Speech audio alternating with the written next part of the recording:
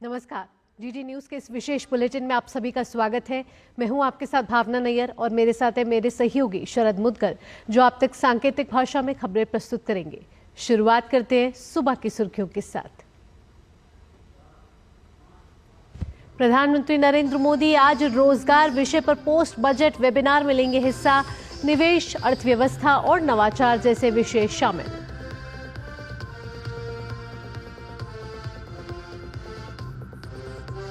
राष्ट्रपति बनने के बाद यूएस कांग्रेस में अब से थोड़ी देर बाद होगा ट्रंप का भाषण।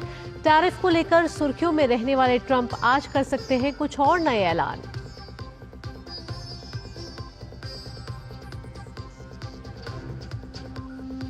किसान नेताओं की हिरासत और पंजाब सरकार से बातचीत विफल होने के बाद आज चंडीगढ़ कूच करेंगे किसान। कई एंट्री पॉइंट सील। विपक्ष की भगवंत मान को सीएम पद से हटाने की मांग।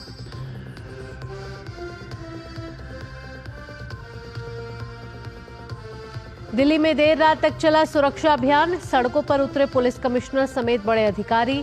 लोगों में विश्वास और अपराधियों में डर पैदा करना है मुख्य उद्देश्य। और ऑस्ट्रेलिया को शिकस्त देकर चैंपियंस ट्रॉफी के फाइनल में पहुंची टीम इंडिया। आज न्यूजीलैंड और साउथ अफ्रीका के बीच दूसरा सेमीफाइनल।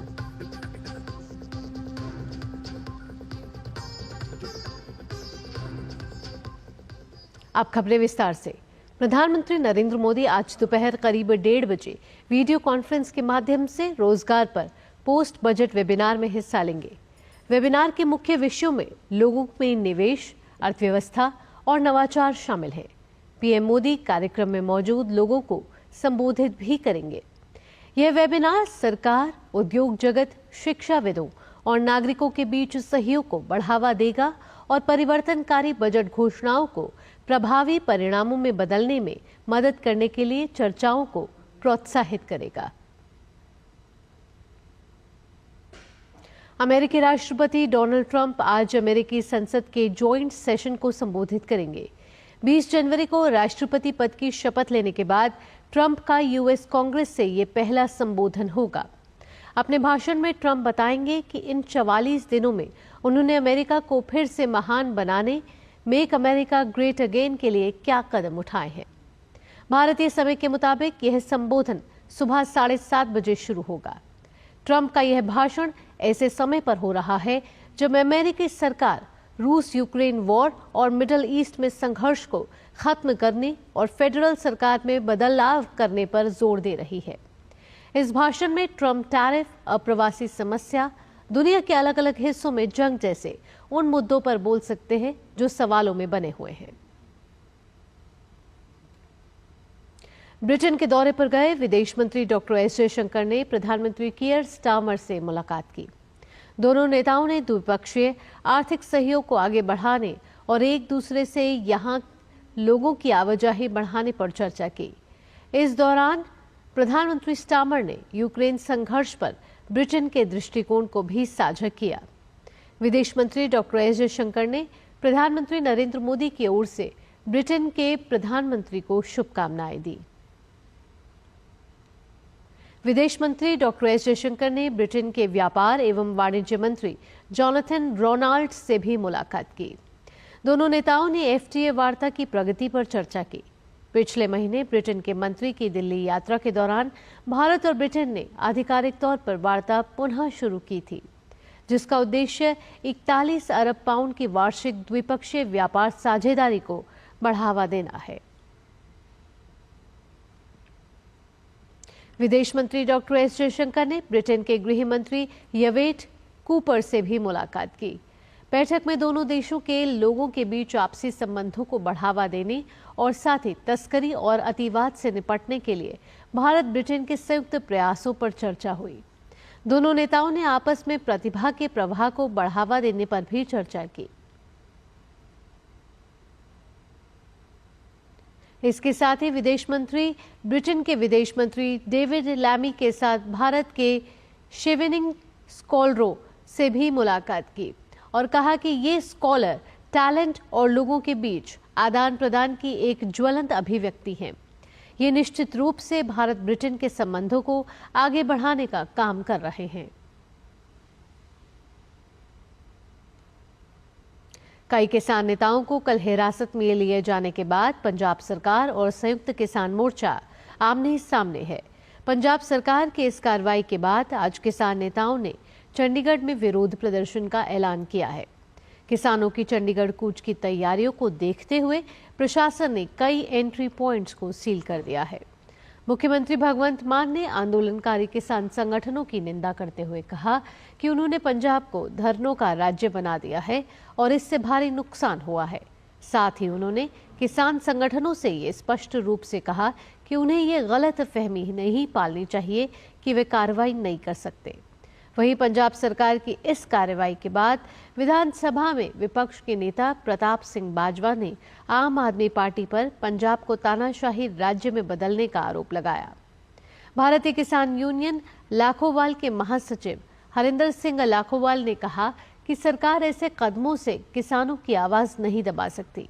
दरअसल किसान चाहते हैं कि कृषि विपणन पर राष्ट्रीय नीति ढांचे के केंद्र के मसौदे को वापस लिया जाए। साथ ही स्वामीनाथन आयोग की रिपोर्ट के मुताबिक एमएसपी पर कानूनी गारंटी मिले। किसान नेताओं की मांग है कि राज्य की कृषि नीति को लागू किया जाए और राज्य सरकार एमएसपी पर 6 फसलों की खरीद करे। पश्चिम बंगाल में ओबीसी सर्वेक्षण में धांधली पर एक बार फिर ममता बनर्जी और उनकी सरकार बीजेपी के निशाने पर है। अमित मालविया ने एक्स पर एक पोस्ट कर साझा किया है कि पश्चिम बंगाल सरकार ओबीसी के अंदर उपजाति को आधार बनाकर जो सर्वेक्षण कर रही है उसमें भारी अनियमितता देखने को मिल रही है। इस जाति आधारित सर्वेक्षण में राज्य की 113 उपजातियां शामिल हैं, लेकिन केंद्र सरकार की ओबीसी श्रेणी के तहत सूचीबद्ध लोगों को बाहर रखा गया है।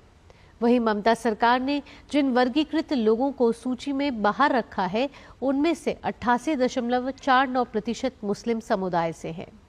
कलकत्ता हाई कोर्ट ने ममता सरकार के इस फैसले को असंवैधानिक बताया है और यह केस सुप्रीम कोर्ट के अधीन है। सुप्रीम कोर्ट की ओर से भी मौखिक रूप से कहा जा चुका है कि धर्म के आधार पर आरक्षण नहीं किया जा सकता है। दिल्ली पुलिस ने राजधानी की सुरक्षा को लेकर नई रणनीति पर काम शुरू किया है। इसके तहत कल देर रात तक राजधानी में पुलिस पेट्रोलिंग की गई। रात 9 बजे से 2 बजे तक सभी बड़े पुलिस अधिकारी मैदान में उतरे। तमाम चौक चौराहों पर गाड़ियों की चेकिंग की गई। विशेष पिकेट भी लगाए गए। नई दिल्ली जिले में 500 से 600 पुलिसकर्मी तैनात किए गए। दिल्ली पुलिस का कहना है कि उनका मकसद लोगों में विश्वास और अपराधियों में डर पैदा करना है। आर्थिक रूप से कमजोर वर्ग के बच्चों को दिल्ली के स्कूलों में दाखिले के लिए आज ड्रॉ निकाला जाएगा। इस बारे में जानकारी देते हुए दिल्ली के शिक्षा मंत्री आशीष सूद ने कहा है कि 19 फरवरी तक आवेदन मांगे गए थे, जिसमें कुल 2.5 लाख आवेदन आए हैं। अब इनमें से सार्वजनिक रूप से ड्रॉ निकाल 38,000 आवेदकों को चुना जाएगा। शिक्षा मंत्री ने यह भी बताया कि इन आवेदकों को एडमिशन लेने के बाद कोई दिक्कत ना हो, इसका भी ध्यान रखा जाएगा।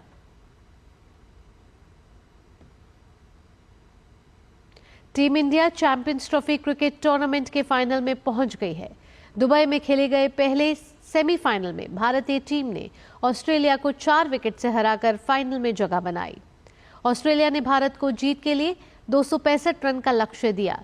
जवाब में भारतीय टीम ने 48 ओवर और 1 गेंद में 6 विकेट पर 267 रन बनाकर मैच जीत लिया। विराट कोहली ने सबसे ज्यादा 84 रन बनाए और प्लेयर ऑफ द मैच चुने गए। वहीं श्रेयस अय्यर ने 45 और केएल राहुल ने 42 रन बनाए। भारत के लिए मोहम्मद शमी ने सबसे ज्यादा 3 विकेट, जबकि वरुण चक्रवर्ती और रविंद्र जडेजा ने 2-2 विकेट लिए। अक्षर पटेल और हार्दिक पांड्या ने 1-1 विकेट लिया। आज दूसरे फाइनल में लाहौर में न्यूजीलैंड का मुकाबला दक्षिण अफ्रीका से होगा। जीतने वाली टीम का रविवार को फाइनल में भारत से मुकाबला होगा। इसी के साथ इस विशेष बुलेटिन में इतना ही। मुझे और मेरे सहयोगी शरद मुद्गल को दीजिए अनुमति। खबरों का सिलसिला यूं ही जारी रहेगा। नमस्कार।